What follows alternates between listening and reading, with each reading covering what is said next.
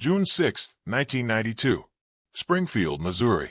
Three women vanished from a quiet residential street in the dead of night, leaving behind their cars, their purses, their cigarettes still in ashtrays, and a mystery that would haunt America for decades.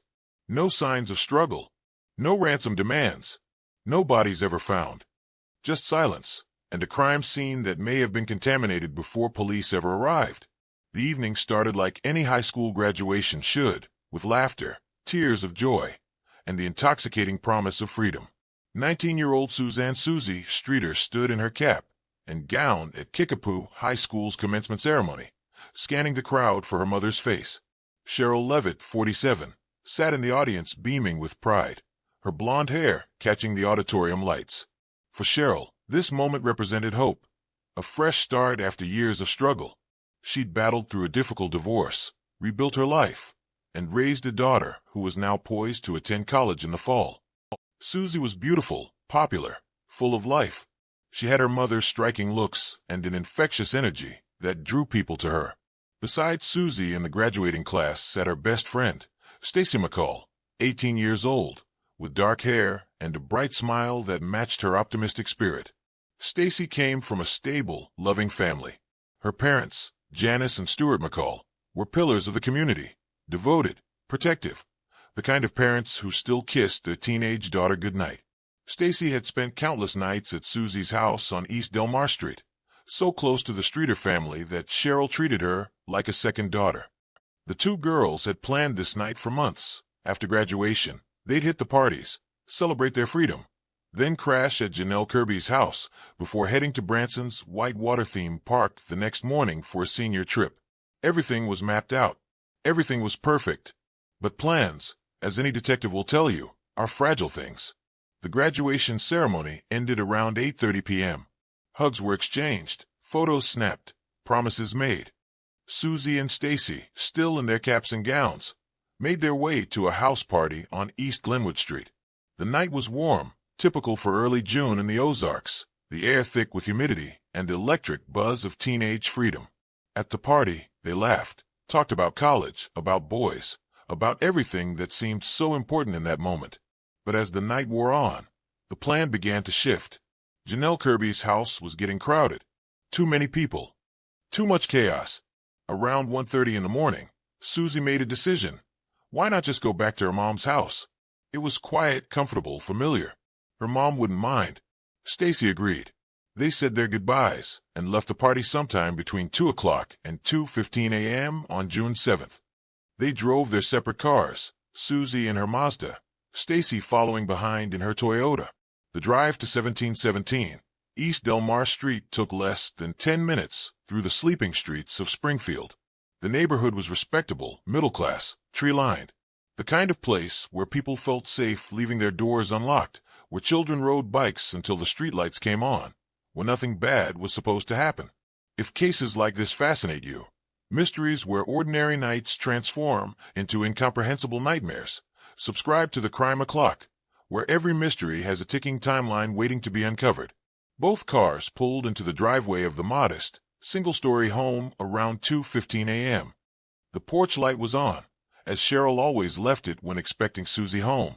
The house sat peaceful in the darkness, surrounded by a wooden privacy fence that enclosed the backyard.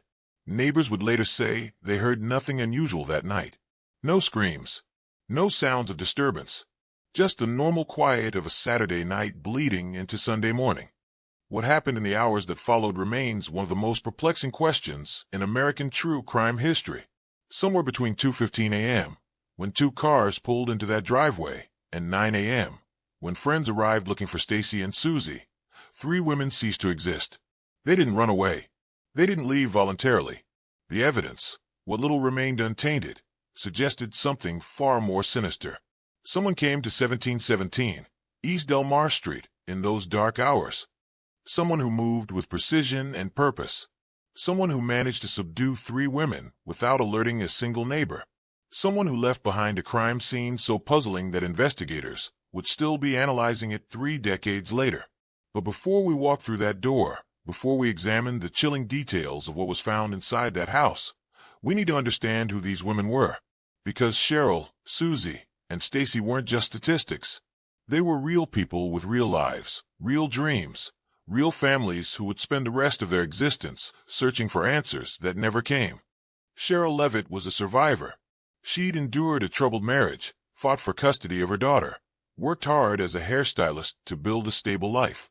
By 1992, she'd finally achieved the independence she'd fought for. She owned her home, had a successful salon clientele, and maintained a small, trusted circle of friends. Those who knew her described a woman who was cautious, even paranoid at times. She'd changed her locks multiple times, always aware of her surroundings, protective of her space. Some attributed this to her difficult divorce. Others wondered if she'd sensed something darker on the horizon. Susie Streeter was everything a 19-year-old should be. Vibrant, social, full of plans.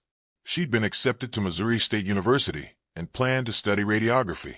She had a boyfriend, maintained close friendships, worked part-time jobs to save money. Those who knew her talk about her laugh, her loyalty, her ability to light up a room. There was no darkness in Susie's life, no obvious threats, nothing that suggested she was in danger.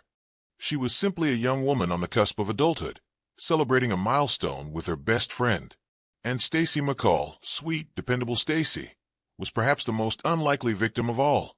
She came from the kind of family true crime usually spares. Loving parents, stable home, no drama, no dangerous connections. She'd never been in serious trouble, never associated with the wrong crowd. She was planning to attend Drury University, had already picked out her dorm room, talked endlessly about sorority rush. Her mother, Janice, spoke to her that graduation night around 11 p.m. Stacy was happy, excited, safe.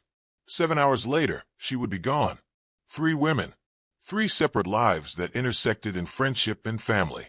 3 individuals who should have woken up on June 7, 1992, eaten breakfast, and headed to Branson for a day of fun in the sun. Instead, they became the Springfield Three, a designation that would transform them from people into a mystery, from daughters and friends into an obsession that would consume a city and baffle a nation. The last confirmed sighting of any of them was around 2:15 a.m., when Susie's car and Stacy's car pulled into that driveway. After that, there's only silence, speculation, and a house full of clues that may have told investigators everything. If only those clues hadn't been compromised before the investigation truly began. What happened in those lost hours? The answer may lie in the details of what was discovered the next morning. A scene so strange, so meticulously ordinary, that it defied every expectation of what a crime scene should look like. Sunday morning, June 7, 1992. While most of Springfield slept off their Saturday night celebrations, Janelle Kirby woke with growing concern. She'd expected Susie and Stacy to arrive at her house the night before. They were supposed to crash there, all pile into one car, and head to Branson's White Water Park together with other friends. But they never showed. No phone call. No explanation. Just silence. Around 8 a.m., Janelle tried calling Susie's house. The phone rang and rang, no answer. She tried again. Still nothing. By 9 a.m., her worry had transformed into action. She convinced her boyfriend, Mike Henson, to drive her to 1717 East Delmar Street. Maybe they'd overslept. Maybe they'd forgotten to set an alarm. There had to be a simple explanation. They pulled up to the house and immediately noticed something odd. Both cars were there. Susie's Mazda and Stacy's Toyota sat in the driveway, precisely where they'd been parked 7 hours earlier. If the girls were home, why hadn't they answered the phone? Janelle knocked on the front door. No response. She knocked harder, calling out their names. Nothing but the sound of birds chirping in the morning air and the distant hum of a neighbor's lawnmower. Then Mike tried the door handle. It turned easily. The door was unlocked. They stepped inside, calling out for Susie, for Cheryl, for Stacy. Their voices echoed through the empty house. What they found in those first moments would become one of the most analyzed crime scenes in American history. Not for what was there, but for what wasn't. The house looked perfectly normal. Too normal. The living room was tidy, undisturbed. In the kitchen, nothing appeared out of place. But it was the small details that began to paint a picture of interrupted normalcy. On the coffee table in the living room sat 3 purses, Cheryl's, Susie's, and Stacy's, lined up as if waiting for their owners to grab them on the way out. Inside those purses, wallets, cash, credit cards, identification, everything a person would need to function in the world. Everything that suggested they hadn't left voluntarily. The cigarettes told their own story. Cheryl was a smoker, and her cigarette sat in an ashtray, one partially smoked.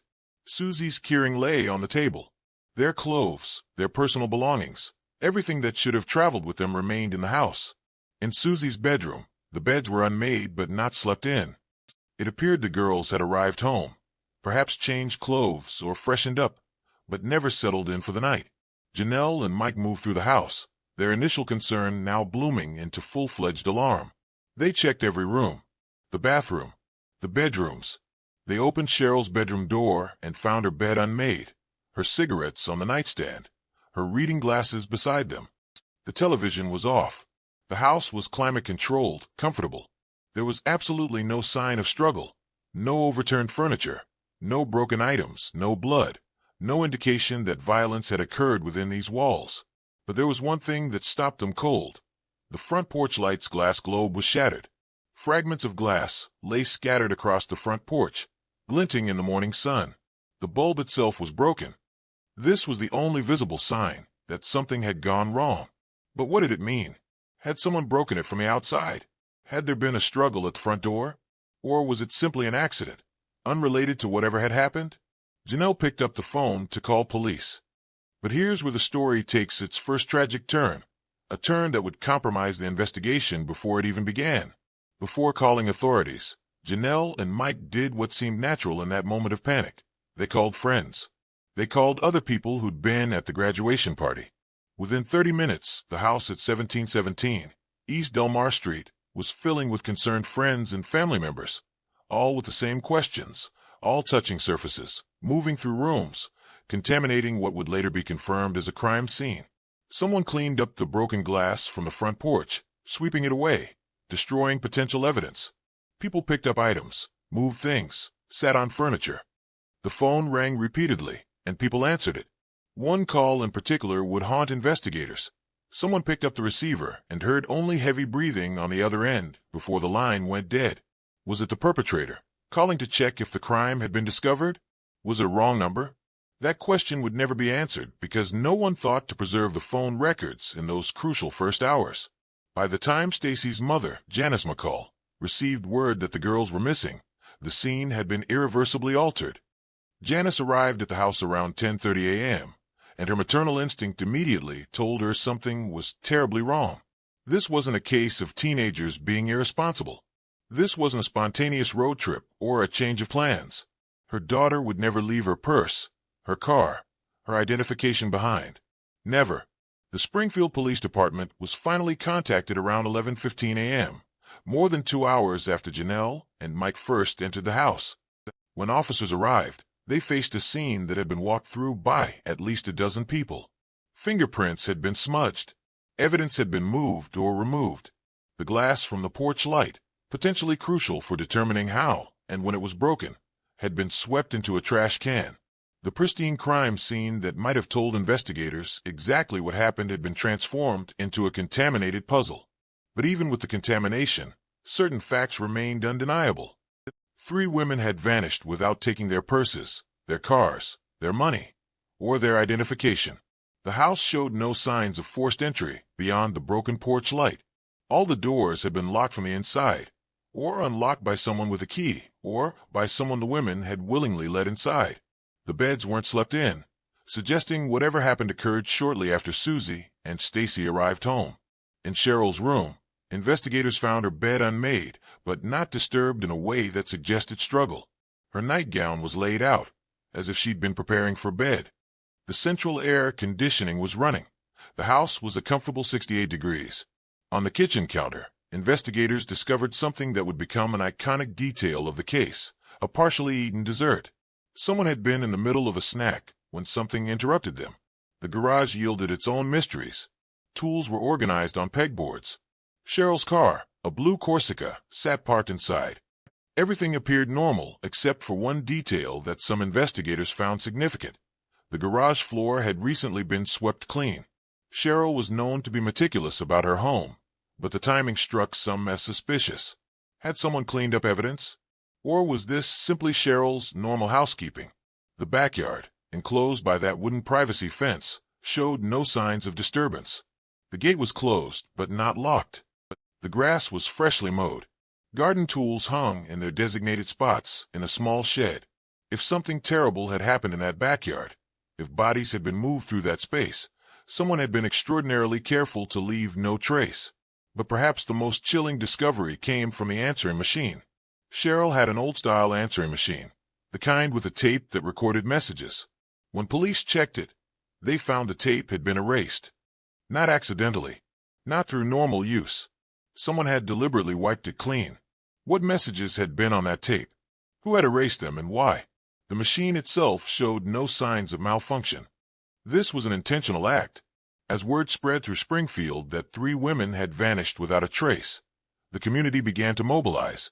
But even as volunteers organized search parties and police began their investigation, a terrible reality was setting in.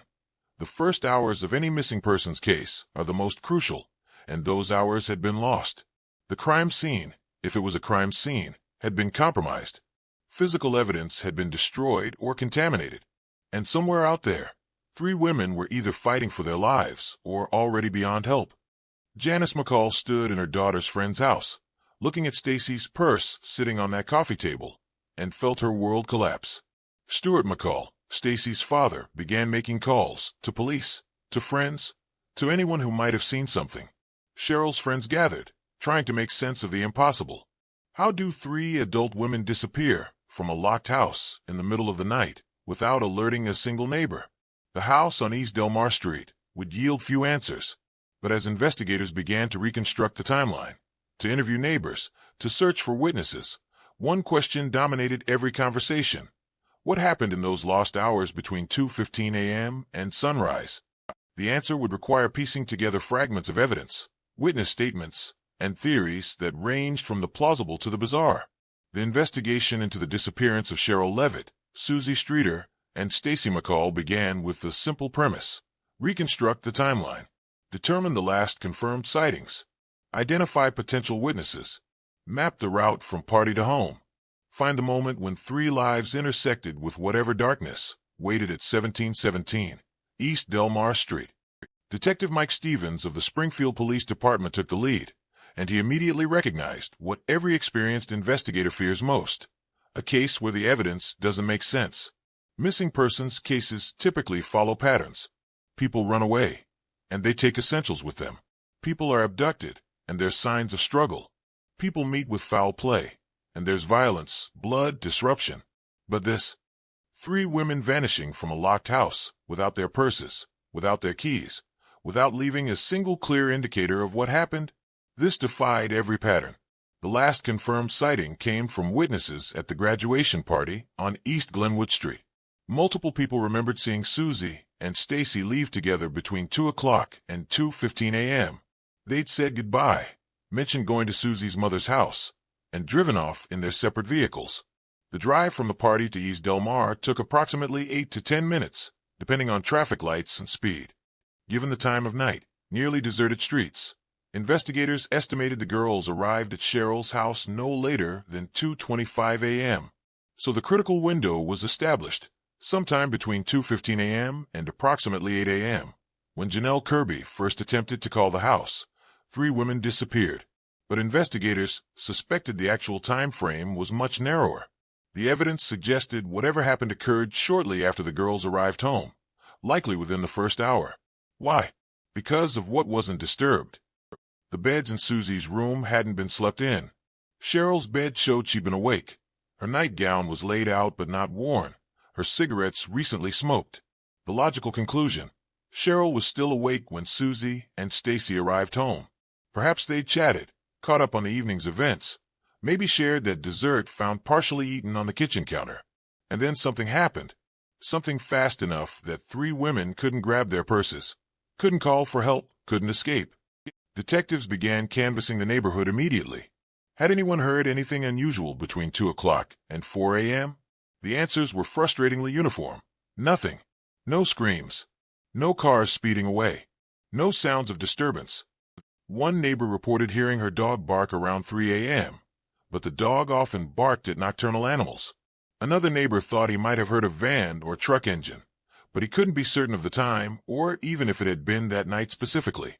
The broken porch light became a focal point. How and when was it shattered?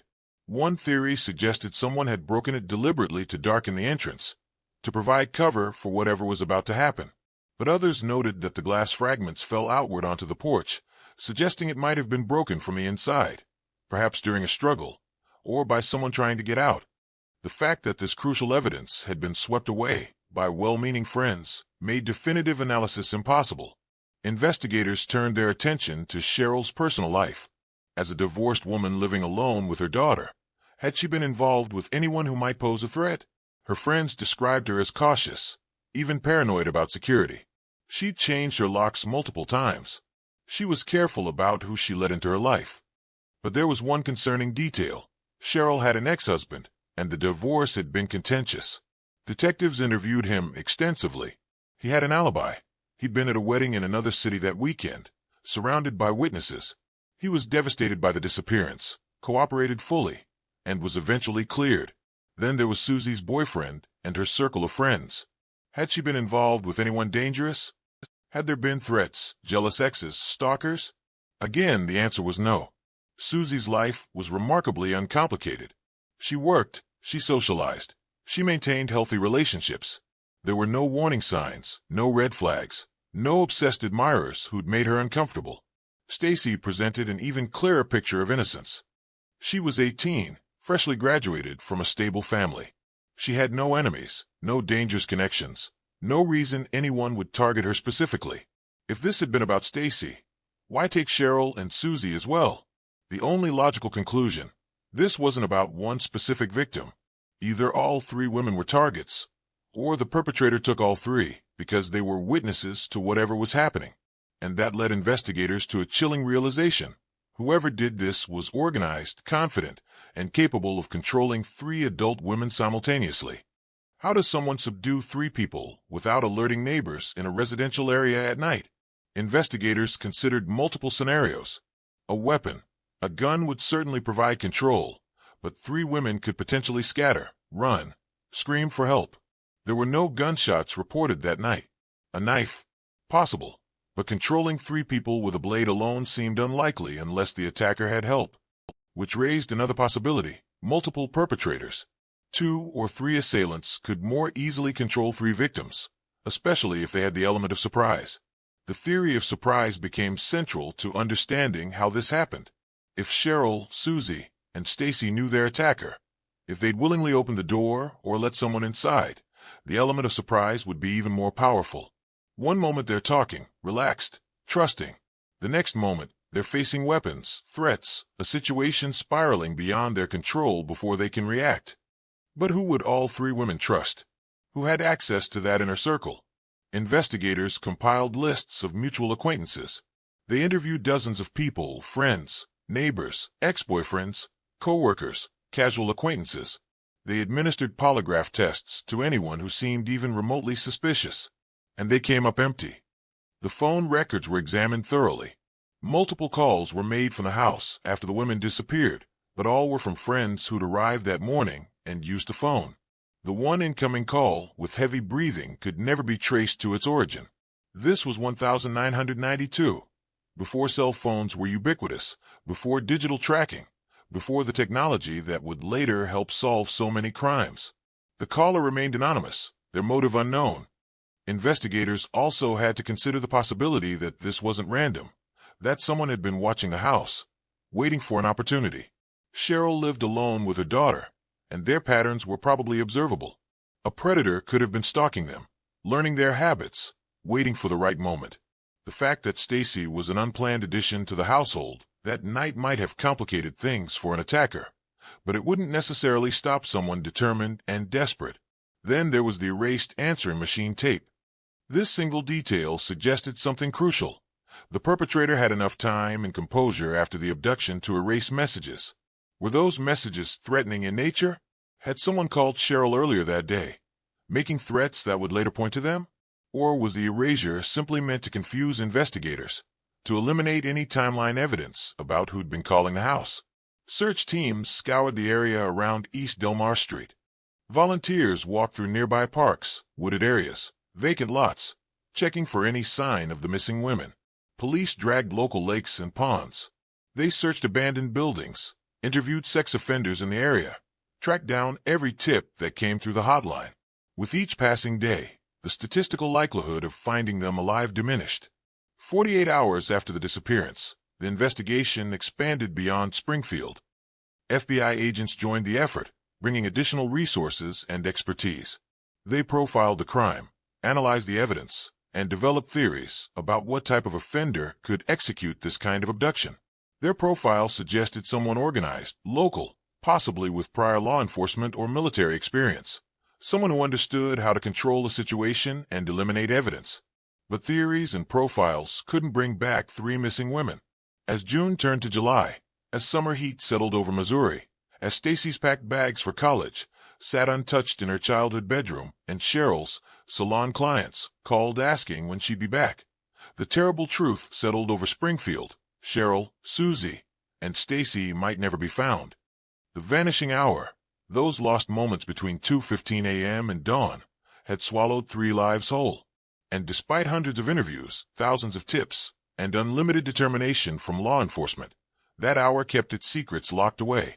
Somewhere in the darkness of that June night, 3 women encountered something evil, something that moved with precision and purpose, something that left behind only questions and a house frozen in time, waiting for owners who would never return.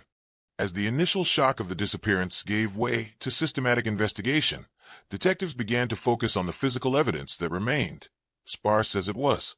Every crime scene tells a story, but 1717, East Delmar Street, was telling multiple stories simultaneously, and investigators couldn't determine which narrative was true. The forensics team processed the house with meticulous care, though they knew they were working with a compromised scene. Fingerprints were lifted from every surface: doorknobs, light switches, countertops, the telephone, the purses. The problem was immediate and obvious. The house had been filled with people that morning. Janelle Kirby, Mike Henson, various friends, family members, all leaving their prints behind. Separating the innocent from the sinister became nearly impossible. Of the hundreds of prints collected, most belonged to people who had legitimate reasons to be there.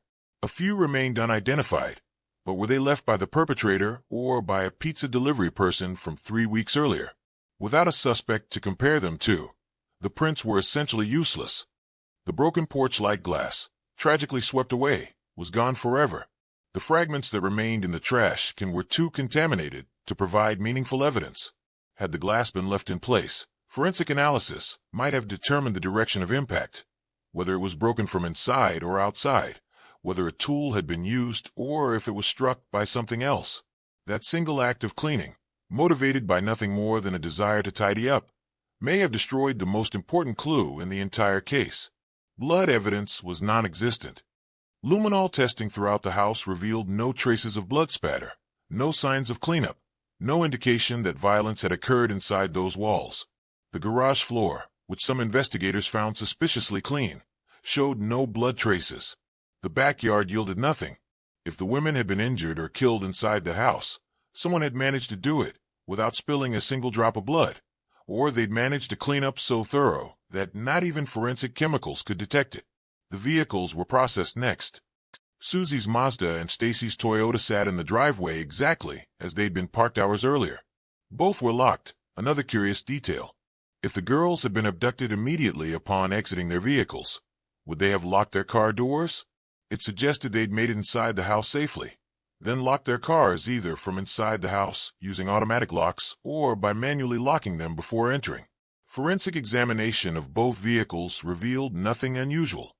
No foreign fingerprints, no signs of tampering, no evidence that anyone other than their owners had been inside them recently. Then investigators turned to witness statements, hoping to find something, anything, that might break the case open. The neighbors on East Delmar Street were interviewed repeatedly. Most had been asleep during the critical hours, but one witness came forward with information that would generate one of the most persistent theories in the case. A woman who lived several houses down reported seeing a suspicious van parked on the street in the early morning hours of June 7th. She couldn't recall the exact time, somewhere between 2 o'clock and 4 a.m., but she remembered noticing it because it didn't belong to anyone on the street. It was a light-colored van, possibly white or beige, older model, without windows on the sides. She'd seen it parked near Cheryl's house, idling with its lights off. At the time, she'd thought little of it. Perhaps someone was lost. Perhaps a shift worker was taking a break. But after the disappearance, the memory took on sinister significance. Investigators issued public appeals for information about the van. Tips flooded in. People reported seeing similar vans all over Springfield that night. But none of the leads panned out. No van was ever definitively connected to the crime. Yet the image persisted in the public consciousness. A predator cruising the dark streets of Springfield. A windowless van perfect for concealing victims. A mobile prison that could transport 3 women away from East Delmar Street without anyone noticing. Another witness, a teenage boy delivering newspapers in the early morning hours, reported seeing 3 women being forced into a vehicle near Cheryl's neighborhood around 3 a.m. His statement was detailed, specific, and terrifying. He described seeing what appeared to be a struggle, women being pushed into a vehicle by 1 or more men. But when investigators pressed for details, inconsistencies emerged. The location he described didn't quite match the geography of East Delmar Street. The timing was uncertain. He'd waited days before coming forward, and by then, media coverage had saturated his memory with details that may not have been his own observations. Polygraph results were inconclusive. Investigators couldn't determine if he'd witnessed something genuine or if his mind had constructed a memory from news reports and teenage imagination. The investigation also had to contend with false confessions. In high-profile cases, particularly those involving missing women, disturbed individuals often come forward claiming responsibility. Over the months following the disappearance, at least 4 different people confessed to the abduction and murder of the Springfield Three. Each confession was investigated thoroughly. Each fell apart under scrutiny. One confessor had been incarcerated in another state at the time. Another couldn't provide details that weren't already public knowledge. A third appeared to be suffering from severe mental illness, confessing to dozens of unsolved crimes across multiple states. The fourth simply wanted attention, craving the notoriety that came with being connected to a famous case. But one potential suspect emerged who couldn't be so easily dismissed: Robert Craig Cox. In 1989, Cox had been involved in the disappearance of a woman in California named Sharon Zellers. Though he was never charged with her murder, her body was never found. He'd made incriminating statements suggesting he knew what happened to her. He'd served time for kidnapping in that case and was released in 1989. By 1992, he was living in Springfield, Missouri. Cox came to investigators' attention when people who knew him reported his strange behavior around the time of the disappearance. He'd allegedly made comments about knowing what happened to the 3 women. He'd expressed inappropriate interest in the case. When detectives interviewed him, Cox was evasive, playing psychological games, hinting at knowledge without providing concrete information. He suggested the women were buried very close to the house. He implied they could be found if investigators knew where to look. But he never confessed, never provided actionable evidence, never led police to anything that would break the case. Cox took multiple polygraph examinations over the years. Results varied. Some suggested deception. Others were inconclusive.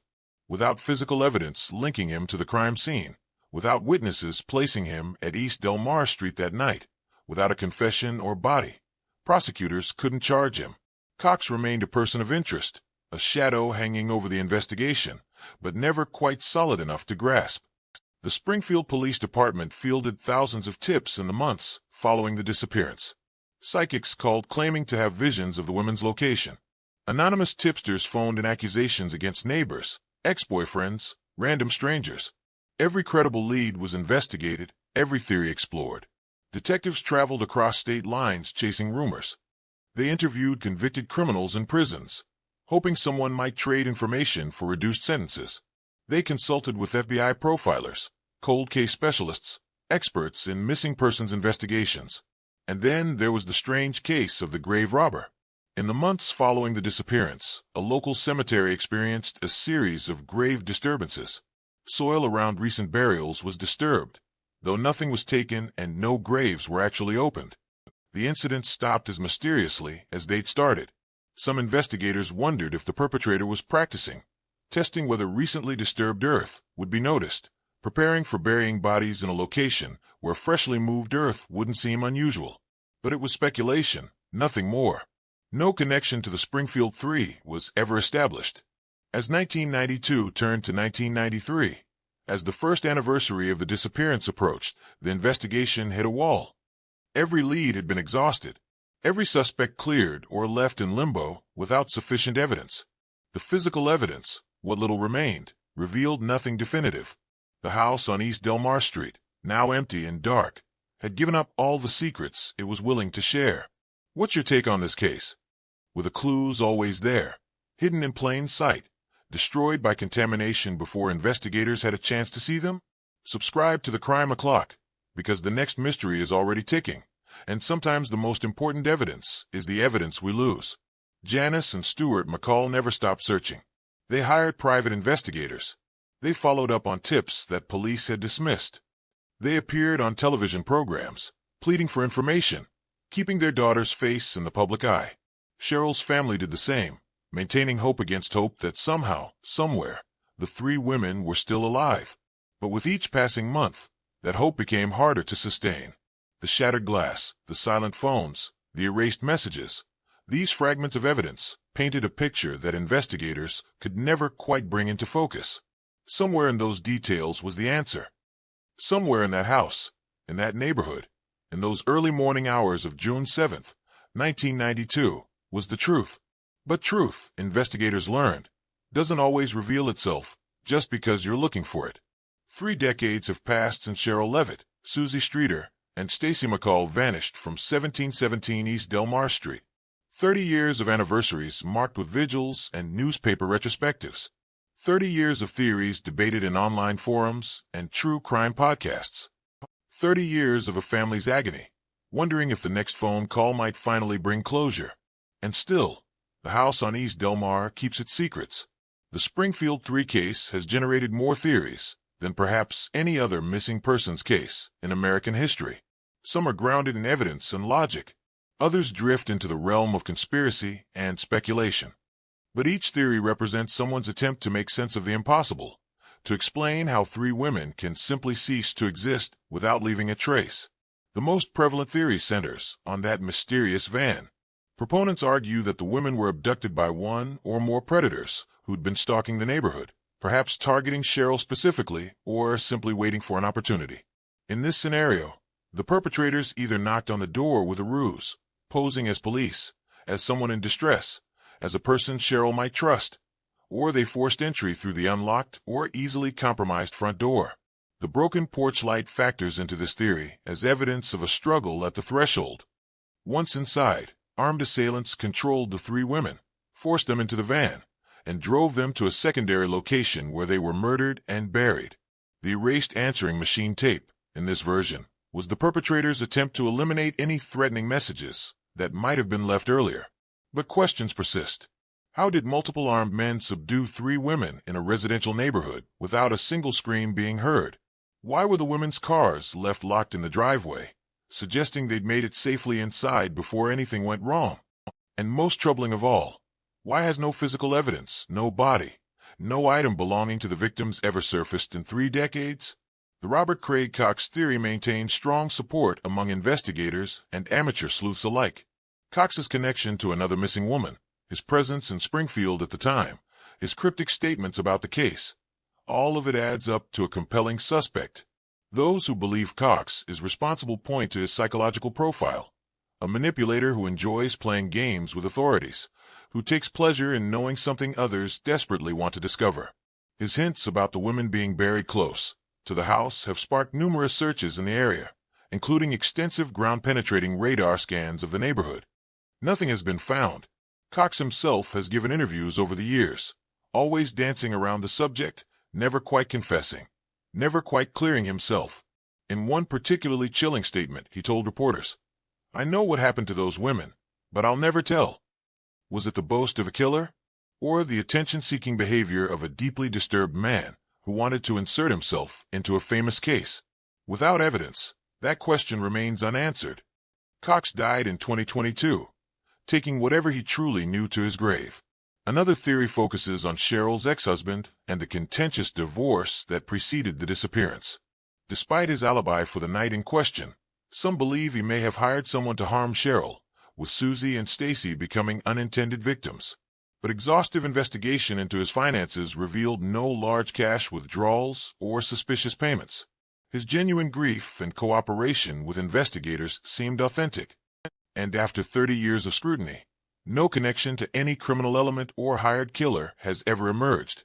Then there's the more disturbing possibility that this was a sexually motivated crime committed by a serial predator. The FBI profile suggested someone organized and experienced, possibly someone who'd killed before. Investigators have compared the Springfield Three case to other unsolved disappearances in the Midwest during the late 1980s and early 1990s, looking for patterns for other instances where women vanished without a trace. Some connections have been drawn to cases in Kansas, Oklahoma, and Arkansas, but concrete links proving a serial killer operated in the region and was responsible for the Springfield Three have never materialized. One of the most controversial theories involves the parking garage at Cox South Hospital in Springfield. In 2007, a man named Robert Reckler came forward with a startling claim. He stated that in 1992, he'd been friends with a hospital worker who'd made suspicious comments about the parking garage being constructed at Cox South during the exact time period of the disappearance. The worker allegedly suggested that something, or someone, had been buried beneath the concrete foundation before it was poured. The parking garage sits just a few miles from East Delmar Street, and the timeline of its construction coincides eerily with the disappearance. The theory gained traction among investigators and the public. Ground-penetrating radar was brought in to scan the garage floor. The results were tantalizing but inconclusive. Anomalies were detected beneath the concrete, but they could be explained by construction materials, utility lines, or natural variations in soil density. To definitively determine what lies beneath that parking garage would require breaking through several feet of reinforced concrete, destroying a functional structure, and potentially finding nothing but disappointment. Springfield Police Chief Paul Williams faced an impossible decision: authorize the excavation and potentially solve one of the city's most haunting mysteries, or refuse, based on the tenuous nature of the evidence, and face criticism for not pursuing every possible lead. Ultimately, the excavation was never authorized. The cost, the disruption, and the lack of solid evidence linking the garage to the crime didn't justify tearing up a hospital parking structure based on the second-hand statement of someone claiming to remember suspicious comments made 15 years earlier. But the theory won't die. To this day, online communities debate whether the Springfield Three lie beneath that concrete, whether the answer has been literally paved over, whether breaking through that floor would finally give three families the closure they've sought for decades. The hospital has stated it would consider allowing an excavation if truly credible evidence emerged. But what constitutes truly credible when you're dealing with a case this cold? The psychological toll on the families cannot be overstated. Janice McCall has spent 30 years in a state of suspended grief, unable to mourn a daughter she can't confirm is dead, unable to move forward because hope, however faint, still flickers. She's become an advocate for missing persons' families, understanding the unique torture of not knowing. The anniversaries are the worst. Stacy's birthday, the graduation date, the anniversary of the disappearance. Each one a reminder of time passing, of a life unlived, of questions unanswered. Cheryl's family experienced similar anguish. Her mother lived for years hoping her daughter would somehow return, unable to accept the most likely truth. She died without ever knowing what happened to her daughter and granddaughter. That might be the cruelest aspect of these cases, the way they metastasize through generations, leaving wounds that never quite heal because there's no body to bury, no grave to visit, no definitive end to the story. The house at 1717 East Delmar Street was eventually sold. New owners moved in, unaware at first of its dark history. When they learned what had happened there, some stayed, reasoning that the house itself was just a building, that evil doesn't linger in wood and drywall. Others couldn't bear the weight of its past and moved on. The current owners have dealt with curiosity seekers, true crime enthusiasts who drive by slowly, taking photos, trying to feel some connection to the mystery. The porch light has been replaced. The fence still stands. And somewhere in that structure, perhaps in a corner or a shadow. Three women spent their last moments as free individuals before vanishing into the unknown. Modern technology has brought new hope to old cases. DNA analysis techniques that didn't exist in 1992 can now extract profiles from the smallest samples. Genetic genealogy, the technique that caught the Golden State Killer, offers new avenues for investigation. If any DNA evidence was preserved from a scene, if any unidentified profiles exist in the system, there's a chance they could be matched to a perpetrator. Springfield police have stated the case remains active, that they continue to follow leads, that advances in forensic science may yet provide answers. But as the years stretch on, as witnesses age and memories fade, as potential suspects die, the likelihood of solving the Springfield Three case diminishes. The people who know what happened, the perpetrator or perpetrators, have kept silent for 3 decades. They may be dead. They may be in prison for other crimes. They may be living ordinary lives, carrying an extraordinary secret. Or perhaps, in some dark possibility, they're watching the anniversary coverage, reading the online debates, experiencing some twisted satisfaction in knowing they executed the perfect crime. What's your take on this case? Do you believe the answer lies beneath that hospital parking garage? Do you think Robert Cox took the truth to his grave? Or is there some other explanation, some theory no one has yet conceived? Share your thoughts below and subscribe to the Crime O'Clock, because the next mystery is already ticking, and every unsolved case deserves investigators who refuse to forget. The Springfield Three case represents something larger than just one unsolved disappearance. It's a reminder that even in modern America, even with all our technology and investigative techniques, people can vanish. It challenges our comfortable assumption that crimes leave evidence, that justice eventually prevails, that every story has an ending.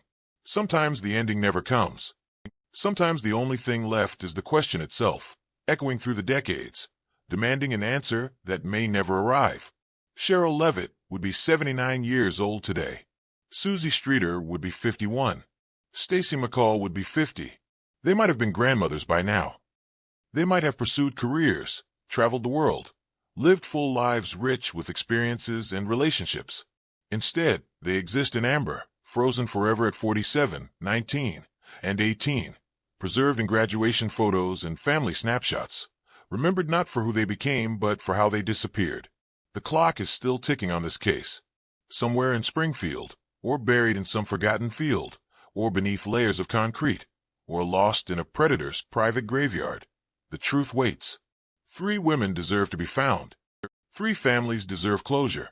And justice, however delayed, deserves its moment. Until that day comes, if it ever does, the Springfield Three remain what they've been for 30 years, a mystery without solution, a crime without punishment, and 3 lives that ended on a warm June night for reasons we may never understand. The house on East Delmar Street stands quiet, its windows dark, its porch light glowing softly in the night. And somewhere in the shadows of that June morning in 1992, 3 women walked toward a door they should never have opened, toward a fate they couldn't have imagined, leaving behind only silence and sorrow and the most haunting question in true crime: what happened to the Springfield Three?